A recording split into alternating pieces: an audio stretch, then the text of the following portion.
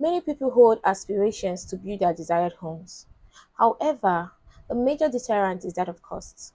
But instead of compromising on that dream home of yours, why not decide approaching the building process in a different way?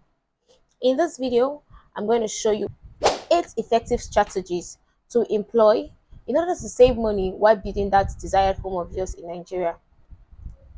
If this interests you, please don't go nowhere. Stay with me. I will dive right into this video.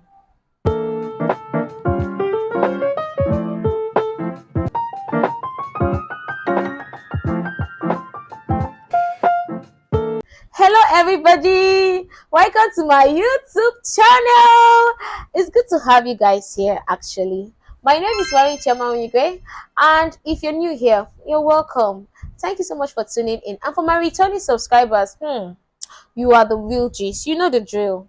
Love you, love you, love you. Thank you so much for tuning in, okay? And I feel like today's video is going to be a serious video. Yes. And I need you guys to pay rapt attention to it, because I'm going to expose you to strategies in order for you to do what? Do more with less. And that is called value engineering. So I have a lot in store for you guys. So stay tuned with me. Go nowhere, okay? Now, the first on our list today on the strategy on how to save money while you build your house is what? Choose the right land. I repeat, choose the right land. Yes, the right land save you a lot of stress. Not just stress, as well as costs. Okay? Now, if you're given the land, you need to carry out your research. I've already emphasized this on my previous video. If you've not watched it, please do well and watch it. The secret to avoid real estate scams in Nigeria. I talk about the best time to buy your land. Okay, so do well and watch that video. Now, that said, if you get a land that is in a waterlogged area, the cost implication differs from you getting that of the one in dry land. Yes, one thing is those one in the waterlogged area is you can still build it, but the foundation design is never the same with that of a dry land. So you know, okay? There are some places that are prone to rocks, like in Abuja, Nigeria. They are prone to rocks, and it will require you to blast those rocks. Blasting those rocks are quite expensive. They are not cheap at all, and you just have to do that in order to carry out your building process. So if those things are avoidable, why not? And there are some other places that are prone to a lot of trees. You have to start cutting down trees, falling down trees before you start your excavation. I am not saying that site clearing is not necessary. That definitely, since it's a new land, you definitely want to clear that land. There might be tree logs and all that, but the thing is, let it not be too much. Okay, we are trying to save costs here. Let it not be too much. Let there not be too much trees to cut down. Okay, so try to do your research. That brings us back to research. That's a place of research for us to do. Don't be lazy about it. Oh, please, don't be lazy about it. Give it your all. Do your research. It's worth your time. Okay, it's worth your time, because it's a huge investment.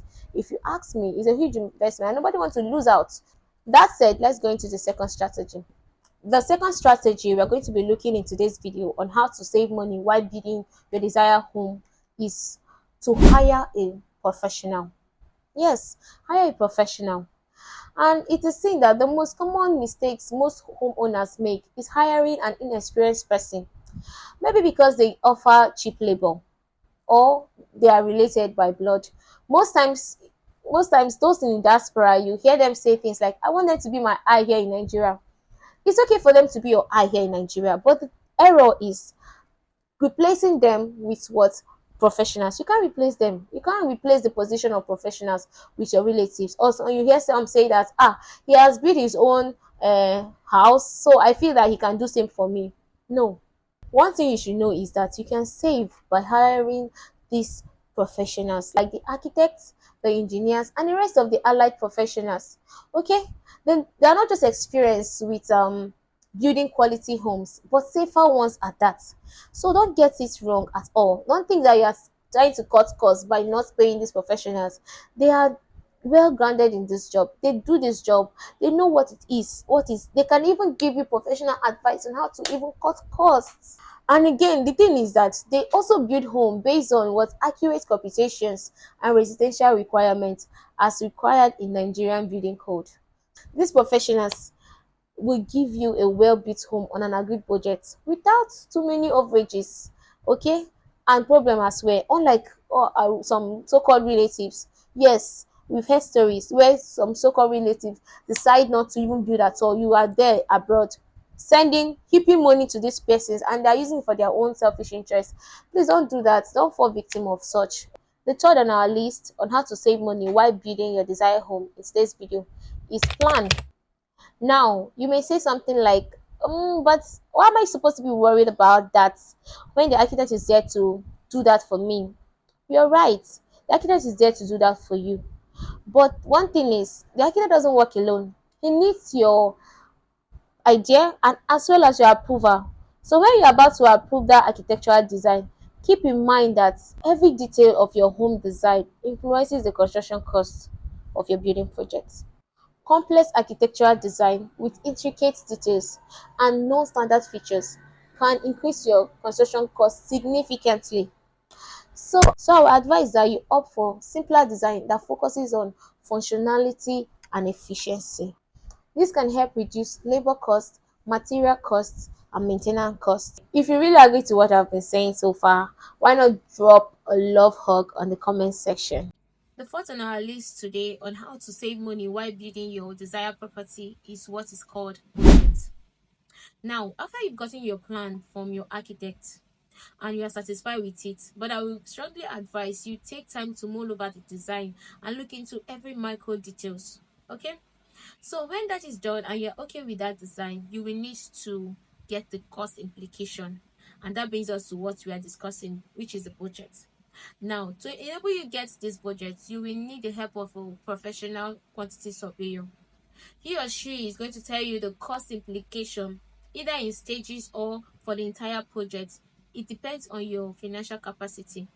Okay, but one thing I will also strongly advise is that when that is done during the course of the construction phase, try not to alter the design because design alteration comes with cost implication except it is very necessary.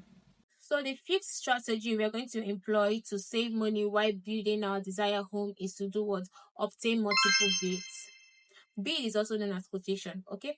So when you are about to carry out your or you want to get materials from subcontractors, contractors, or suppliers, try as much as you can to get multiple quotes from all these contractors.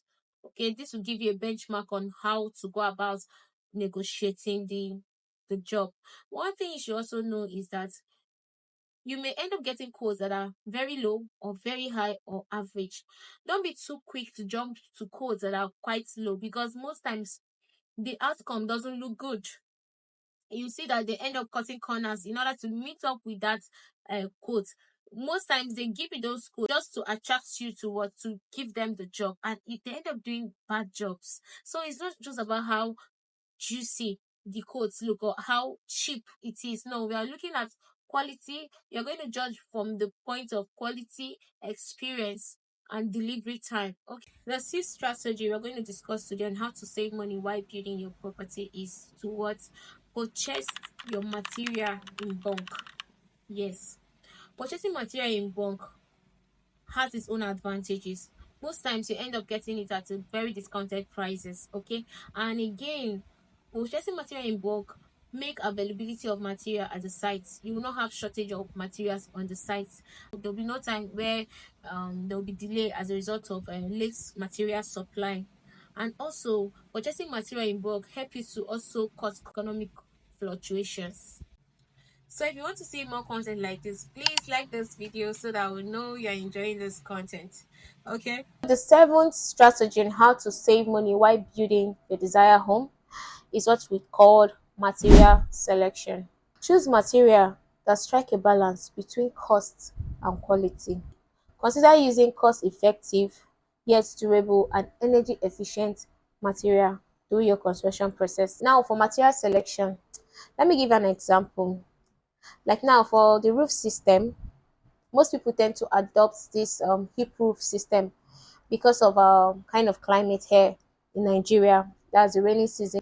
People tend to use hip roof designs because it tends to be cost effective and the maintenance the maintenance of such roof is quite easy compared to the flat roof now. But then most people tend to misuse it, because you find out that some person's houses, if you see their roof, is very pitchy, very very pitchy. Now one thing you should know, that the more pitchy your roof is, the more cost the most cost implication it entails. Okay, so our last strategy for today in order to save money while building your desired home is what we call you build in stages. When I talk about building in stages, I'm actually referring to you breaking your project in safe stages. A stage whereby it will not incur more costs when you return back to continue the project. Like in Nigeria, for someone that is starting a foundation and you've just done your excavation, please, that is not the time to start saying that, or saying that your bank account is doing one kind, is shaking, and then you will not choose to abandon that project. No, that is a very critical stage, because if there is any rainfall, it will destroy the whole excavated part, and you return back to square zero. You start doing that back when you come back. Okay, so it is advised that if you're at that foundation stage, try as much as you can to build you build the foundation to the DPC level. That is the safe stage. If you want to take a break, that's cool. Your foundation is going to be intact. Okay, so when you come back, you continue to another stage. Then from this DPC level, you do your block work, and then to your first slab, second slab. It depends on what you want to develop. Okay, so at each of these stages I mentioned, there are safe stages. Then you go ahead with your roof installations, and then you cannot take a chill pill, okay, and relax, and maybe hustle more, gather more money, and then you come back and finish up your project. So if you're here to subscribe to my channel, kindly do so. What are you waiting for? Subscribe already, okay, and join the family. Okay, so this said, we'll come to the end of today's video. I hope you enjoyed this content, and as I said earlier, don't forget to subscribe, like, and comment on this video. Thank you so much. Bye.